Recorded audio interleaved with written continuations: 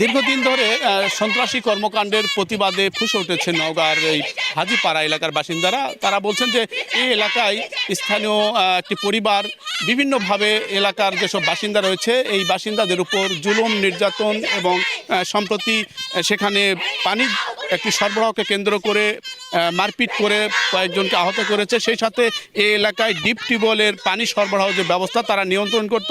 গত 2 বছর ধরে এই এলাকায় পানি সরবরাহ ব্যবস্থা বন্ধ করে দেওয়ার কারণে ফসল করতে পারেনি, এরকম একটি অভিযোগই এই আজকে এলাকার অগণিত নারী পুরুষ শিশু তারা জমায়েত হয়ে এই সন্ত্রাসী কর্মকাণ্ডের প্রতিবাদ করছেন। সেই সাথে সন্ত্রাসের সাথে যারা জড়িত বা জড়িয়ে রয়েছেন তাদের অবিলম্বে গ্রেপ্তারের দাবি করছেন। আমার মাথায় বটি দিয়ে কূপ মারছে, আমি হাত দিয়ে এভাবে আটকাইছিলাম, আটকালার ফলে আমার হাত এখান থেকে এই পর্যন্ত কেটে গিয়ে মানে মাংস রক ছিঁড়া গেছে। এই লোক আমার কাজ করবে না আর কোনোদিন, আমার এই লোকে আর কোনোদিন কাজ করবে না।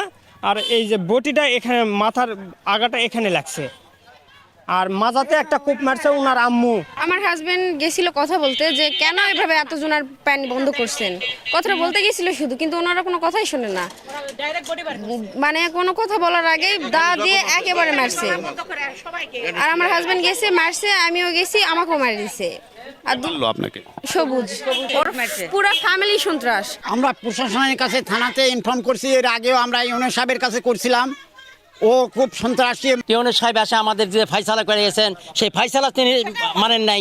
হ্যাঁ, আমাদের ক্ষেতের ফসলের একটা নির্ণয় করেছিল, একটা নিযুক্ত করেছিল যে ইরির দাম কী হবে, টিএমের ফসলের উৎপন্নের দাম কী হবে, এটা সে মানে নাই। ওনাদের পরিবারের জন্য নির্যাতিত হচ্ছে।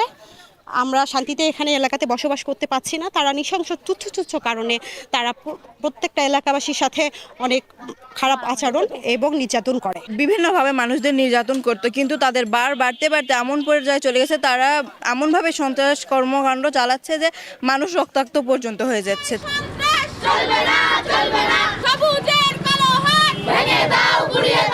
অগণিত মানুষ এই মুহূর্তে জমায়েত হয়েছে এবং এই জমায়েতে তারা দাবি করছে এই জাতীয় সন্ত্রাসী কর্মকাণ্ড অবিলম্বে বন্ধ এবং দোষীদের আইনের আওতায় নেওয়া হোক। নওগাঁ হাজীপাড়া থেকে এমআর রকি, সময় সংবাদ।